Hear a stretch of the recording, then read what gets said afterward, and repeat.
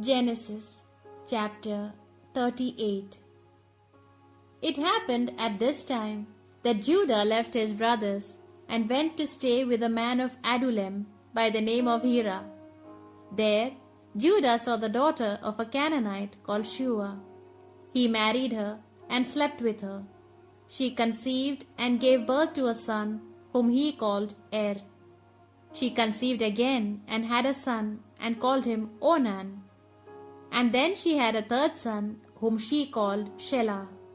She was at Chezib when she gave birth to him. Judah got a wife for Er, his firstborn son. Her name was Tamar. But Er, Judah's firstborn, was wicked in the Lord's sight, and the Lord took his life. Then Judah said to Onan, "Lie with your brother's widow, and fulfill the duties of a brother-in-law. The child to be born will be the heir of your brother." But Onan knew the child would not be his. So whenever he slept with his brother's widow, he spilled the semen on the ground, lest he give an heir to his brother.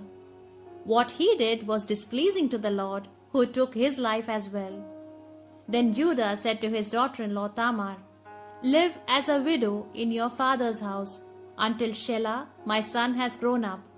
For he was afraid that Shelah, like his brothers, might die. So Tamar went and lived in her father's house. After a long time, the wife of Judah, Shua's daughter, died.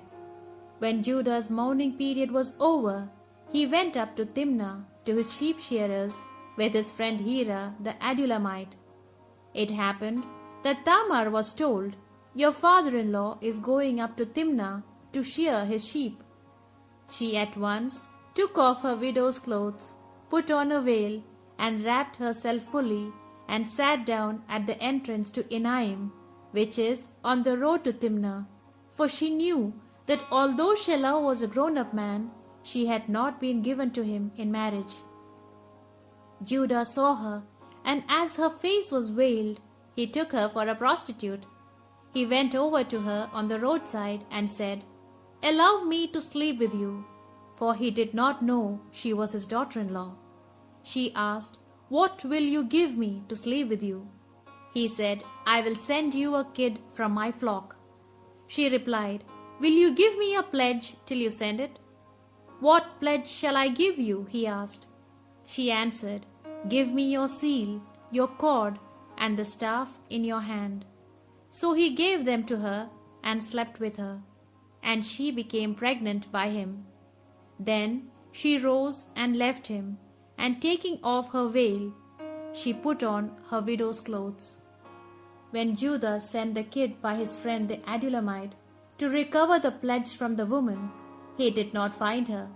So he questioned the local people, "Where is the prostitute who was by the road at Enaim?" "There has been no prostitute there," they said. He returned to Judah and said, "I did not find her, and even the local people said that there was no prostitute there." Judah then said, "Let her keep it all for herself, lest the people finally laugh at us. At least I sent her the kid, even if you did not find her." About 3 months later, Judah was told, "Tamar, your daughter-in-law played the prostitute, and moreover she is now with child." Judah said, "Bring her out and let her be burned." As they were bringing her out, she sent word to her father-in-law, "I have become pregnant by the man who owns these things. Find out to whom this seal, cord, and staff belong." Judah acknowledged them and said, "She is more righteous than I am, since I did not give her to my son Shelah," and he had no further intercourse with her. When the time came for her to give birth, there were twins in her womb. And when she was giving birth, one of them put out his hand, and the midwife tied a scarlet thread around his wrist, saying, "This one is the firstborn." But he withdrew his hand, and his brother came out first, and she said, "What a rift you have made for yourself!" And he was called Perez. Then his brother with the scarlet thread on his wrist came out, and he was given the name Zerah.